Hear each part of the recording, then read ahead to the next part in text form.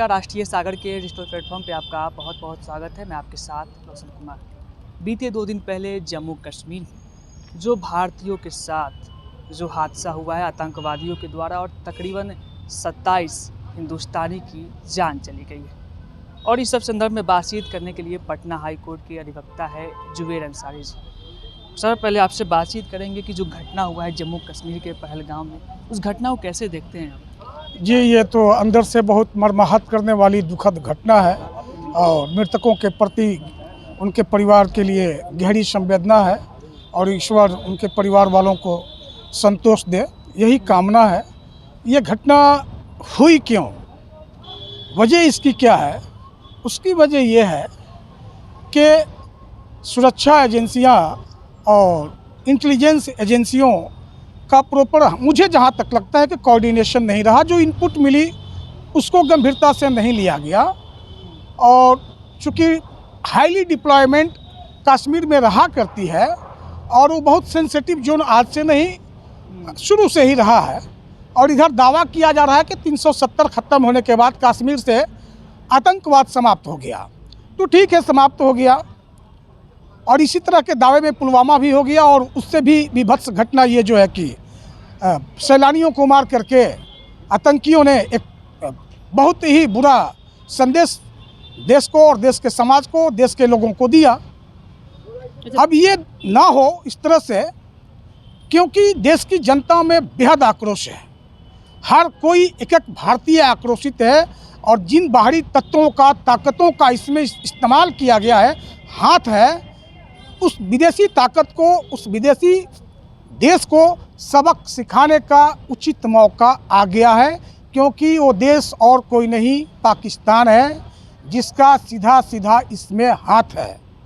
और उसी के नॉन स्टेट एलिमेंट ने यहाँ पे इस तरह का एक्शन किया है जो एक्सेसिव कंडेमनेबल है और जिसके लिए बस एक ही काम करना है कि पूरी पाकिस्तान की मिलिट्री की ऑपरेशन की सिस्टम की धज्जी उड़ा करके पाकिस्तान को जो है हिंदुस्तान में विलय कर लेना है।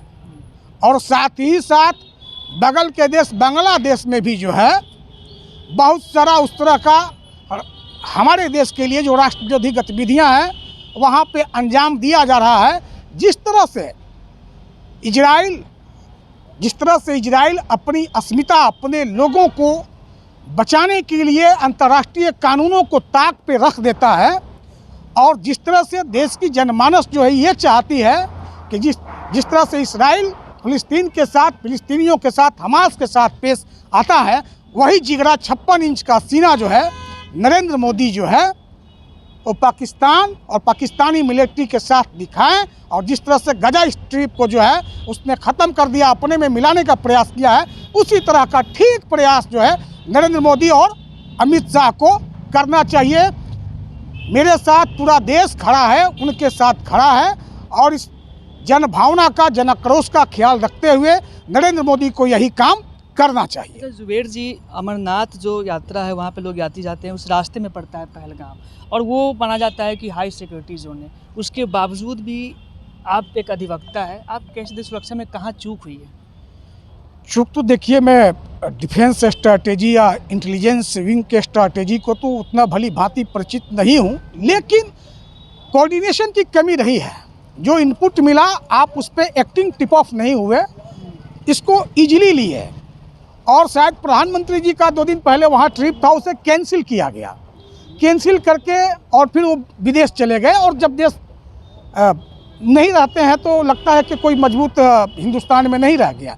जैसे वो विदेश की धरती पे जाते हैं तो पता चलता है कि देश अभी उतना मजबूत नहीं है, मजबूत के हाथों में नहीं है। जो मजबूत है वो विदेश चला गया है, तो मौका खाली पा करके बाहरी ताकतें अपना जो है असर दिखाना शुरू कर देती है और उसका असर ये होता है कि हमारे 27-28 लोग मारे जाते हैं। तो इस तरह से नहीं होना चाहिए। और ख्याल ये है, सोच ये है और अंदर भावना ये है कि जो बाहरी ताकतें हैं उनको बिल्कुल ही बर्बाद करना ही होगा। रही बात कि मीडिया को भी कंट्रोल करना होगा, जो गोदी मीडिया के नाम से है, उन्होंने समाज को बांटने का कोई कोर कसर नहीं छोड़ा है।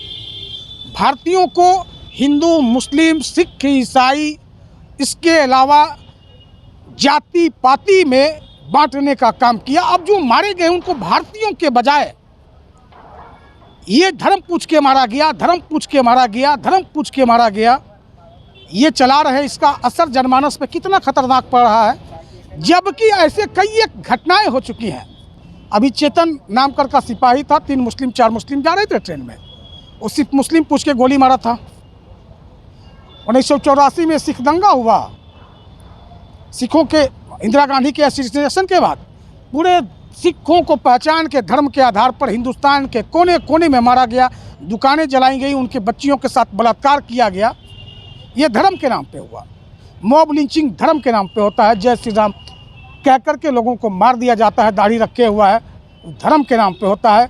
मस्जिदों पे भगवा झंडा जागरण में लहरा देना, ये धर्म के नाम पे होता है। इसको पाटने के बजाय और इसको हवा देती है मीडिया, और विदेशी ताकतों को ये मौका मिलता है कि इस देश में, जैसे कि जनरल मुनीर पाकिस्तान का आर्मी चीफ बोला है कि जो हम चाहते हैं वही हिंदुस्तान में हो रहा है, और उसी का फ़ायदा पाकिस्तान उठा रहा है।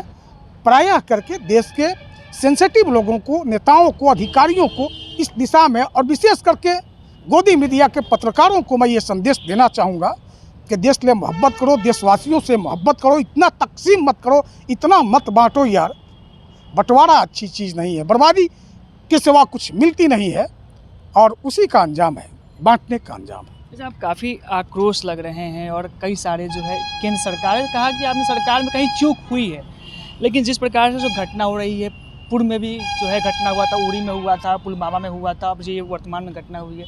जब जब घटना होती है तो जो देश के प्रधानमंत्री होते हैं वो देश के बाहर होते हैं, और आपने कहा भी कि इसी को मौका का फ़ायदा उठाते हुए जो आतंकवादी ऐसी घटना को अंजाम देते हैं। जी, जो मैंने कहा मैं उस पर खड़ा हूँ। दावा किया जाता है कि देश सुरक्षित हाथों में, मजबूत हाथों में, यूँ कह लीजिए कि महाबली के हाथों में है। फिर भी इतनी बड़ी चूक, इतने लोग मारे जाते हैं। अगर पुलवामा के गुनहगारों को सज़ा दी गई होती पता कर कर के, तो आज ये जो है पहलगाम नहीं हुआ होता।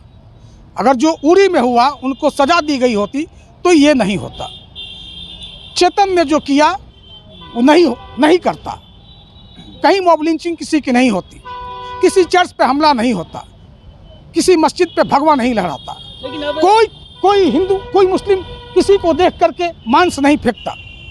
ये सब चीज़ें देश को कमज़ोर कर रही हैं, और देश कैसे मजबूत और सुरक्षित हाथों में है, इस तरह के दावे अगर वो कर रहे हैं और इस तरह की घटनाएं होती हैं तो वो कमज़ोर हैं, और कमज़ोरी को स्वीकारें, और पुनः जो है अच्छाई के लिए और देश की भलाई के लिए और सीमाओं की सुरक्षा के लिए, अपने लोगों की रक्षा के लिए मजबूती के साथ काम करें। मेरा यही संदेश है। सरकार सख्त हो गई है, कही कि कार्रवाई होगी, और आज प्रधानमंत्री मोदी ने भी बिहार पहुंचे हैं और कह रहे हैं कि अब जो आतंकवादी इतना घृत्य कार्य किया है उन पर कार्रवाई की जाएगी, निश्चित कार्रवाई की जाएगी, उनका जो ज़मीन है उसको भी ख़त्म कर दिया जाएगा। भाई वो तो बोलते हैं ना बहुत ज़्यादा, यही तो है, बोलते हैं करते नहीं हैं।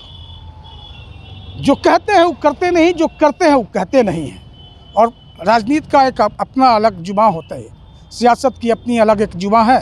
लिखा हो जो इनका इकरार पढ़ना, उनको देश पूरी मरमाहत है, पूरे देशवासियों में जनाक्रोश है, सबकी भावनाएं भड़क रही हैं, किसी तरह से कोई दबा के है।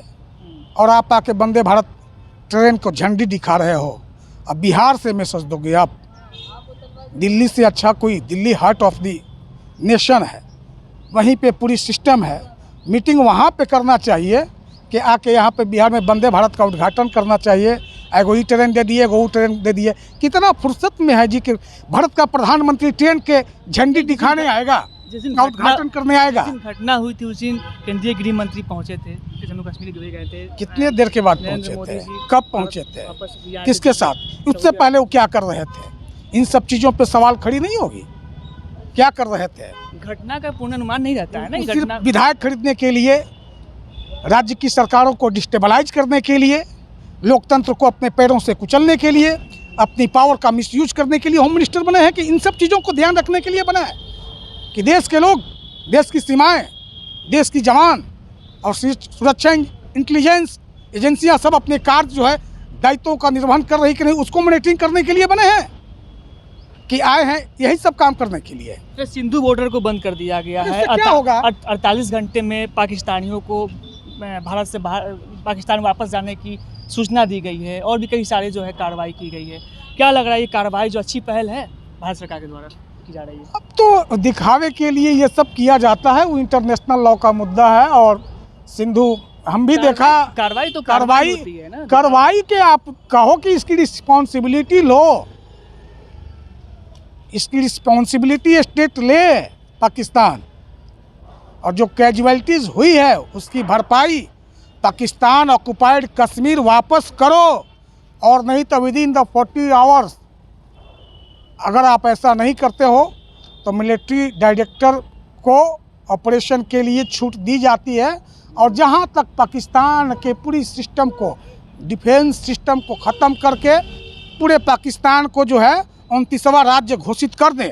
जिस तरह से ट्रंप इनका दोस्त है, ट्रंप प्रेसिडेंट बनता है तो कहता है कि कनाडा जो है 51वां राज्य है, उसी तरह से उसको 29वां राज्य डिक्लेयर करें और बांग्लादेश को 30वां राज्य डिक्लेयर करें मोदी जी, तब माना जाएगा कि उनका 56 इंच का सीना है, और नहीं तो दावा हवाई और खोखला है।